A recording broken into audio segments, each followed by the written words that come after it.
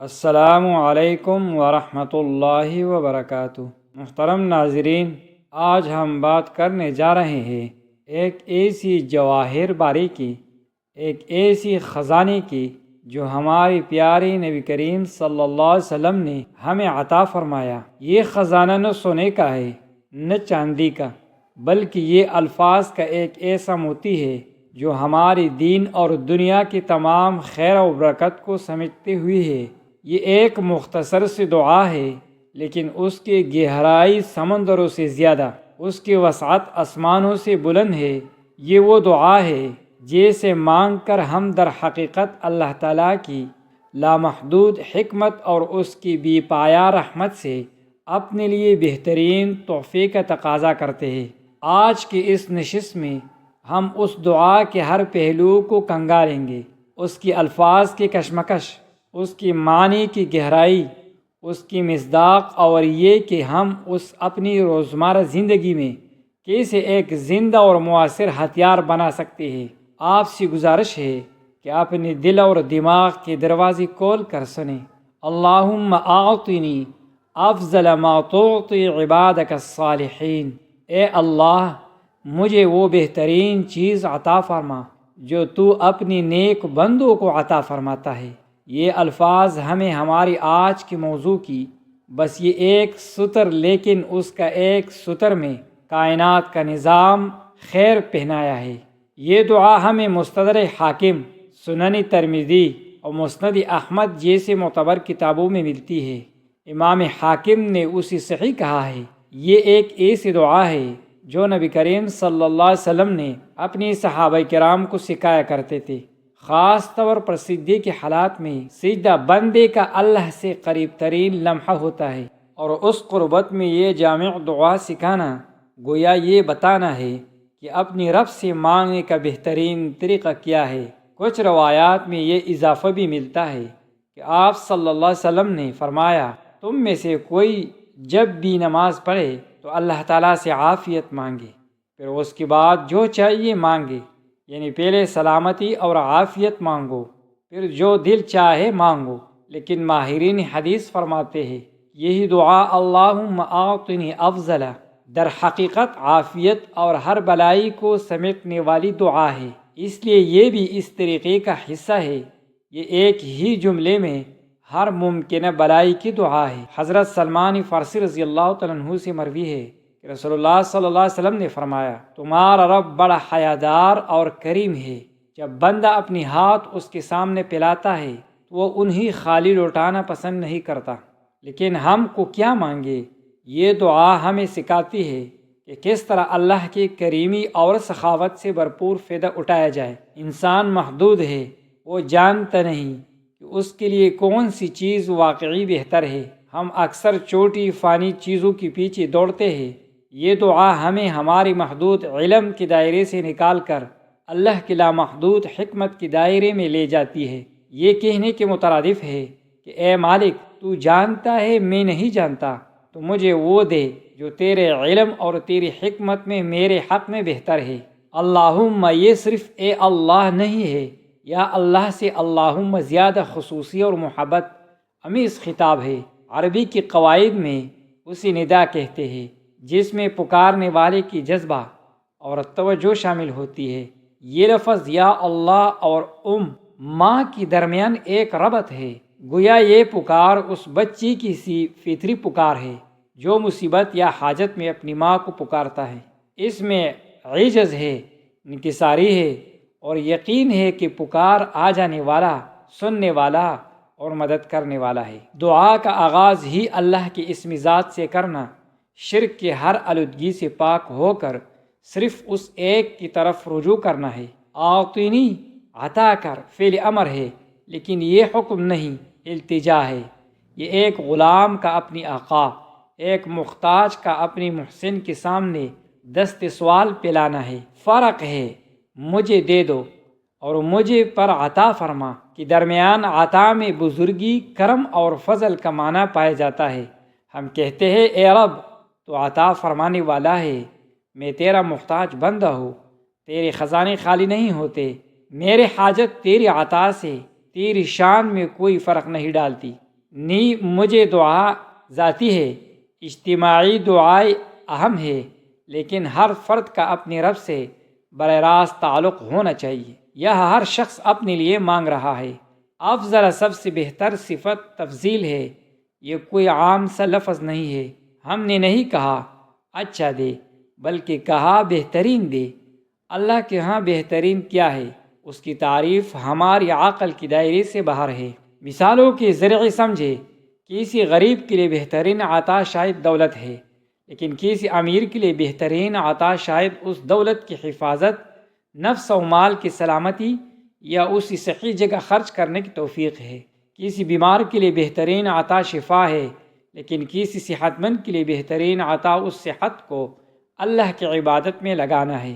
ایک طالب العلم کے لیے بہترین عطا مفید علم ہے، جبکہ ایک جاہل کے لیے بہترین عطا علم کی طلب اور راہ ہدایت ہے۔ جو کچھ غیر متعین چیز کے لیے آتا ہے، ہم کوئی خاص چیز نہیں مانگ رہے، بلکہ جو کچھ بھی بہترین ہو مانگ رہے ہیں۔ گویا کہ اللہ کے سامنے ایک خالی تیلی رکھ دینا ہے اور کہنا کہ اسی اپنی حکمت سے بھر دے۔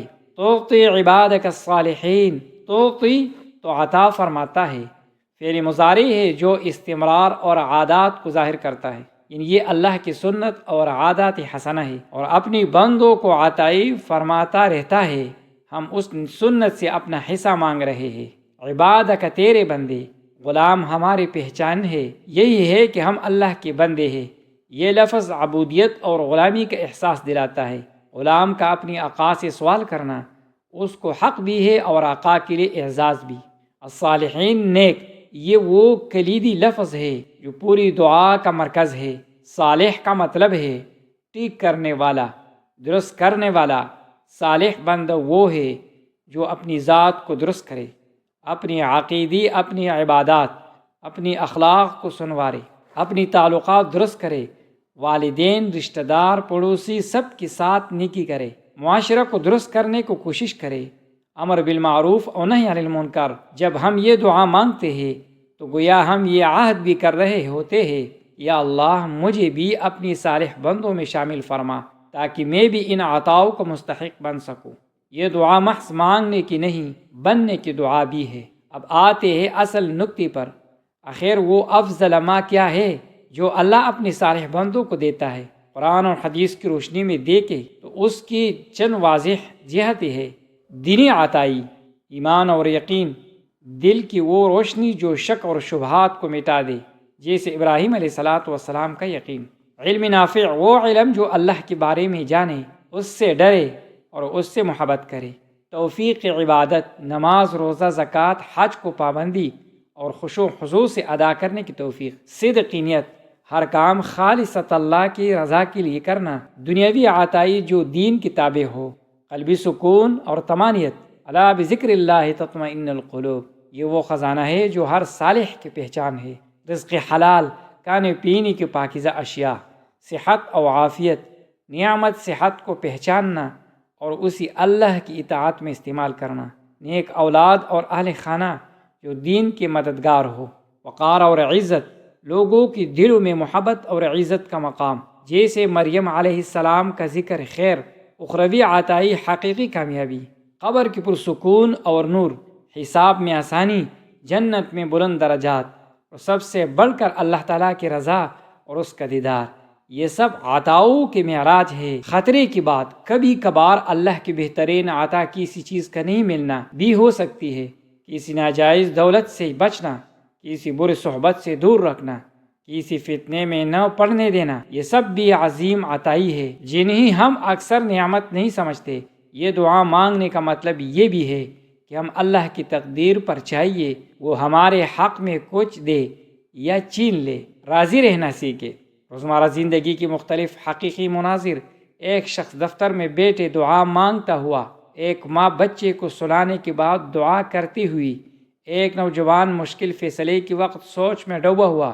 اب سوال یہ ہے کہ اس دعا کو محض الفاظ کے پڑھنے کے بجائے اپنی زندگی کو کیسے بنائے، اسے اپنی روزانہ کی ذمہ داری بنا لے۔ نمازوں کی سجدوں میں کم از کم دن میں ایک بار، فرض نماز کی سجدے میں ضرور مانگے۔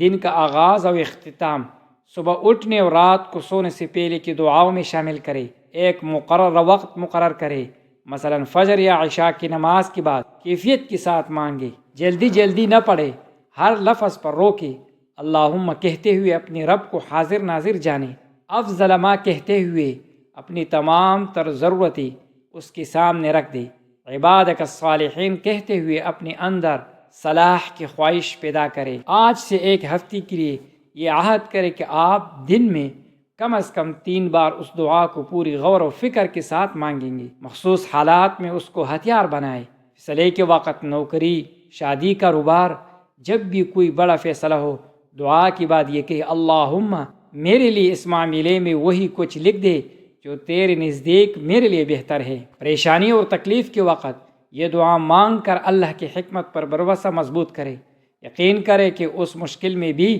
آپ کے لیے کوئی بہتر پوشیدہ ہے۔ نعمت ملنے پر، کسی نعمت کو ملنے پر یہ دعا مانگے، یا اللہ یہ تیرے عطائی ہے، مجھے اس سے برقرار رکھنے اور اس میں تیری نافرمانی نہ کرنے کی توفیق دے۔ یہ دعا آپ سے مطالبہ کرتی ہے کہ اب بھی عبادک الصالحین کی فہرست میں شامل ہونے کی کوشش کرے، ایک چھوٹی سی نیکی کو پکڑے، نماز قائم کرے، والدین سے حسن سلوک، جھوٹ سے پرہیز۔ یہ قدم آپ کو اس دعا کی زیادہ مستحق بنائیں گے۔ تو میرے دوستو، یہ تھی وہ عظیم الشان دعا جس کی چند لمحے آج ہم نے اکٹھے گزاری۔ یاد رکھیں یہ محض ایک ویڈیو نہیں تھی، یہ ایک تحفہ تھا جو ہمارے نبی کریم صلی اللہ علیہ وسلم کی میراث سے اب تک پہنچا۔ یہ دعا توکل سکھاتی ہے۔ آپ ہاتھ اٹھائے، اپنے دلوں کو حاضر کیجیے، اپنی تمام حاجتیں، پریشانیاں، امیدیں، خواہشیں سب کو اس لمحے کے لیے اللہ کے حوالہ کر دیجیے۔ اللہم اعطنی افضل ما تعطی عبادک الصالحین، ہمیں دنیا میں وہ بہترین عطا دے جو ہمارے دین، ہمارے اخلاق، ہمارے آخرت کے لیے بہتر ہو۔ یقین، دل کا سکون، رزق کی برکت، صحت کی نعمت اور عافیت کا تحفہ عطا فرما۔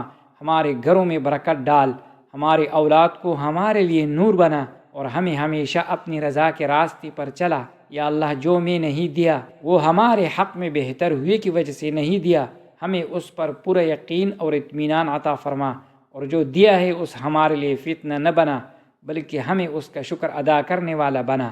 یا ارحم الراحمین، ہمارے نبی کریم صلی اللہ علیہ وسلم اور ان کی آل اور اصحاب پر اپنی رحمت نازل فرما، ہمیں ان کی نقش قدم پر چلنے کی توفیق دے۔ آمین یا رب العالمین۔